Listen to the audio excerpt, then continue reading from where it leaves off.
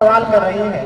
यकीनन जिन बच्चियों को पेट में कत्ल किया जा रहा है वो अपने माँ से हश्र के मैदान में सवाल करेंगे, लेकिन मैं ये पूछना चाहता हूँ कि क्या इसके जिम्मेदार सिर्फ वालिदैन हैं, लड़की के माँ बाप है? नहीं, पूरा माशरा, पूरा कबीला और पूरा मुस्लिम माशरा बल्कि हिंदू माशरा भी इसमें मुब्तला है। आखिर वो औरतें अपने बच्चों को कत्ल क्यों करते हैं? उसकी वजह तो यही है ना कि उनके दिल में ये ख्याल आता है कि कल जब ये लड़की जवान होगी, हम इसके रिश्ते की तलाश के लिए जाएंगे, तो जिस घर में भी रिश्ते के लिए जाएंगे पहले तो वहां से औरतों की एक टीम आएगी मेरी बच्ची को देखने के लिए, फिर ना जाने मेरी बच्ची में क्या क्या ऐब लगाया जाएगा, फिर अगर लड़की पसंद पड़ जाती है तो फिर ना जाने कितने डिमांड होंगे, कितनी लिस्ट तैयार होगी, कितने मांग की जाएगी और न जाने क्या क्या मुतालबा होगा कि हमारी जो गाड़ी होगी ऐसी कंपनी की होनी चाहिए, मुसारी ऐसी होनी चाहिए, टेबल ऐसी होनी चाहिए, कुर्सी ऐसी होनी चाहिए, मतलब एक लिस्ट और एक फहरिस्त तैयार होंगे। तो वालिदैन ये सोचते हैं कि बाद में जो हम ये परेशानियां झेलेंगे उससे बेहतर यही है कि इसको हम पेटी के अंदर खत्म कर दें और उस मुआशरे के उस गुनाह की वजह से पूरे मुआशरे के इंसान इस गुनाह में मुब्तला हो जाते हैं। तो लीजिए कि लको जहेज की बुराई बयान करने के लिए अलीशा सल्लमा आपके सामने खड़ी है जो जहेज की लानत बयान करेगी। अगर अपने बच्चों को कत्ल करें ये कहीं से भी अच्छी बात नहीं है। तो लीजिए आपके सामने जन्नत पे स्पीच देने के लिए मुंतज़िर मेले में है।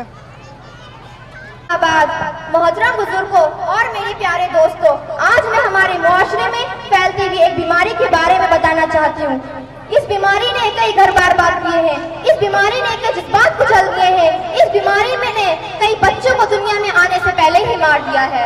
इस मनहूस बीमारी का नाम जहेज है। आप सल्लल्लाहु अलैहि वसल्लम फरमाते हैं, अगर कोई शख्स जहेज और इज्जत हासिल करने के लिए शादी करेगा, अल्लाह तबारक व तआला उस शख्स को जिल्लत और रुसवाई किसी को कुछ न देगा। अगर आप ताली बजाते हैं तो स्टेज निकाह तो हमारे मुआशरे में बहुत ही आसान चीज है, लेकिन इस जहेज ने निकाह को बहुत ही मुश्किल बना दिया है। हमारी बेटियों को बहुत ही नुकसान पहुंचाया है। रशुमार बेटियां, रस्म जहेज ने मार दी बेशुमार बेटियां। अब तो है इस रिवाज से बस बेजार बेटियां। कैसे उनकी शादी करें, कैसे उनको जहेज दे जिस गरीब बाप की है तो 4 बेटियां। जिस वक्त से लड़कियां जवानी की दहलीज पर कदम रखती हैं, उस वक्त से ही उनके वालिदैन की नींद हराम हो जाती है। वो सोचते हैं कि मैं अपनी बेटी की शादी कैसे करूंगा, मैं अपनी बेटी को जहेज कैसे दूंगा। अखबार की सुर्खियां भी जहेज में ले जाते हैं। जहेज में देना दोनों ही बहुत बड़ा गुनाह है। अगर कोई बेटी का बाप जहेज ना दे सकता है तो उसके दिल में यही डर और खौफ बैठा रहता है कि मैं अपनी बेटी की शादी कैसे करूंगा, मैं अपनी बेटी को जहेज कैसे दूंगा।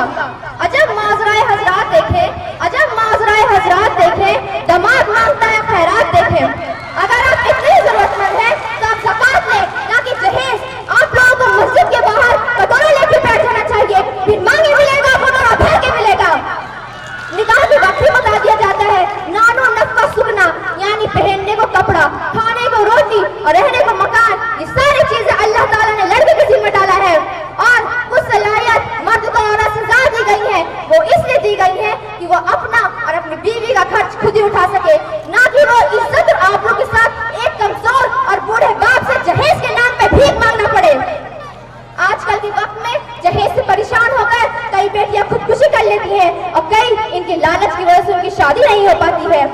आप सल्लल्लाहु अलैहि वसल्लम फरमाते हैं, जिस घर से अल्लाह ताला खुश होते हैं, अल्लाह ताला उस घर में बेटियां अता करते हैं और हम उसे बेटी होने से डर और खौफ महसूस करते हैं। बेटी तो बहुत ही अजीम नेमत है, हमें उसे डर और खौफ महसूस नहीं करना चाहिए। हम इस दुनिया की रौनक है, हमसे ही ये दुनिया जन्नत है। हम माँ हैं, हम बहनें हैं, हम बेटियां और हम इज्जत है। खेतों से खलियानों तक जिस राह पे हमारे कदम पड़े उस कदम के नीचे जन्नत है। हमसे ही ये दुनिया रौनक है, हमसे ही ये दुनिया जन्नत है। हम सभी को मिलके हमारे मुआशरे में जहेज जैसी बीमारी को खत्म करना होगा, वरना ये बीमारी बहुत ही बड़ी बीमारी बन जाएगी और एक दिन हमारे मुआशरे को पूरी तरीके से बर्बाद कर देगी। आज हम सभी को